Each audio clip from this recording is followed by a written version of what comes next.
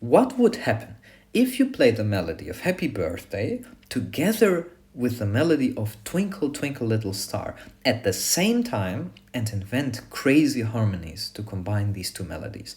In this video, we shall explore what happens when we unleash the power of harmony to combine the incompatible.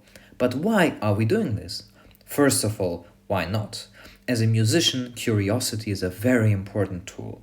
Secondly, we will learn a lot about harmony, as Happy Birthday and Twinkle Twinkle Little Star are not very compatible, and harmony will be like the glue for both melodies.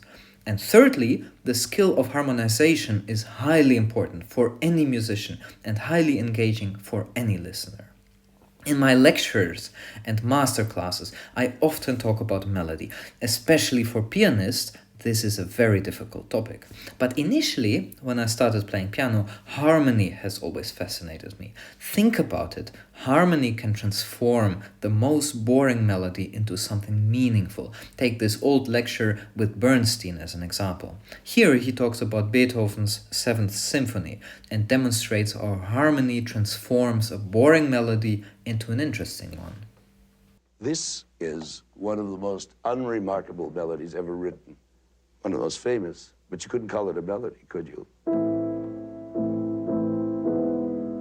7th Symphony. So far, what have you got? One note. Now.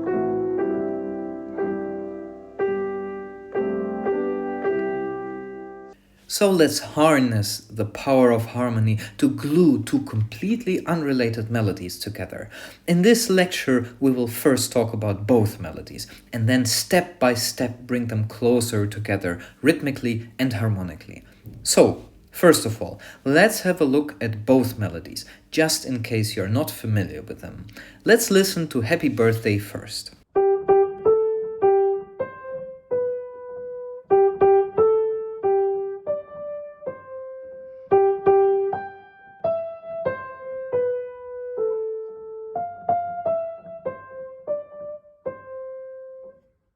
And now let's hear the melody of Twinkle Twinkle Little Star.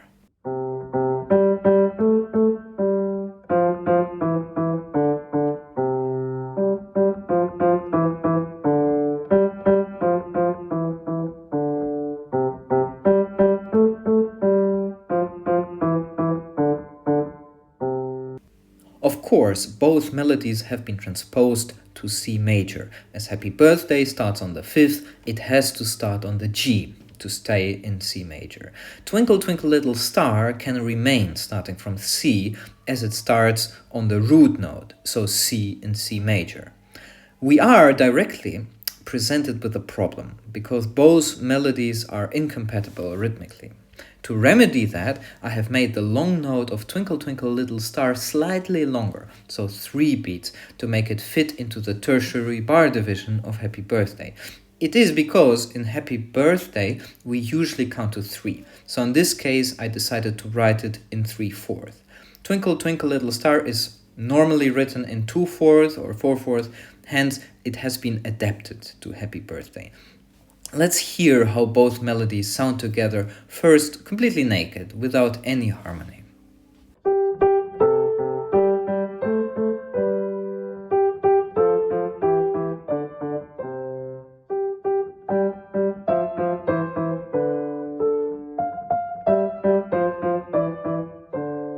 Now we have heard Happy Birthday in the top voice and Twinkle Twinkle Little Star in the lower voice, so in the bass voice. We hear very clearly that both melodies feel very unnaturally together.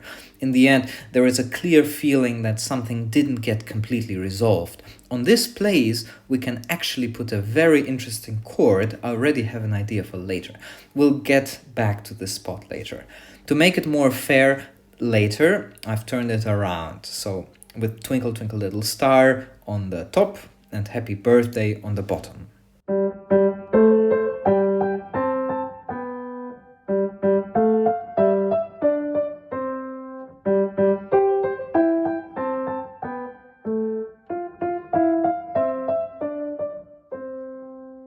The second time now, at least we ended on the same note, but it still feels very unnatural. So the challenge at this point is to use exclusively harmony to glue these two melodies together.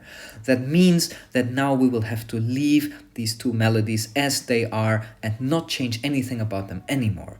Let's not wait any longer and hear the full result I came up with. And of course, a disclaimer, there are a sheer infinite amount of possibilities to come up with harmonies to combine these melodies.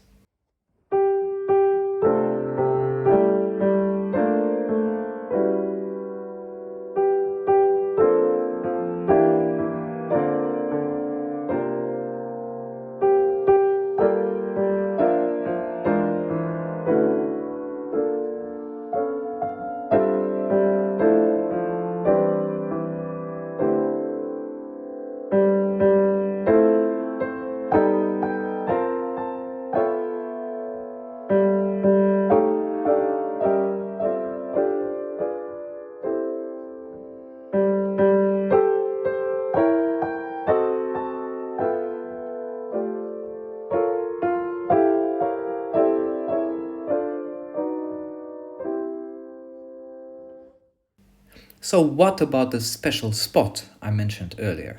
I mean the spot when we ended the first time, when Happy Birthday was on the top and Twinkle Twinkle Little Star was on the bottom. That was a spot when the top melody had a C and the bottom one a D. Here I have put a very special chord, a dominant 7 sus4 chord. That is a dominant 7 chord with, instead of a third, a fourth, hence sus4, sus meaning suspension.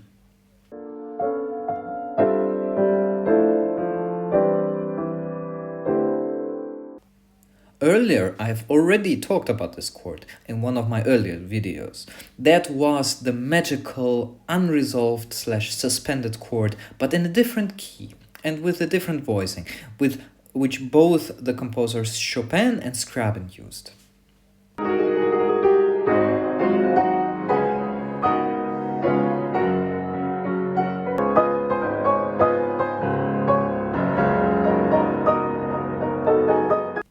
Back then, I have referred to it as the chord of happiness. It is a beautiful chord, magically unresolved.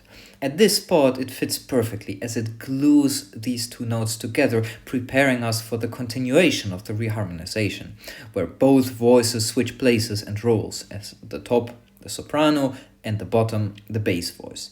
At this point, it would be very tempting to analyze what I did further, so please do let me know if you are interested in a more in-depth musical and theoretical analysis of this reharmonization, what I exactly did, and how my thinking process was.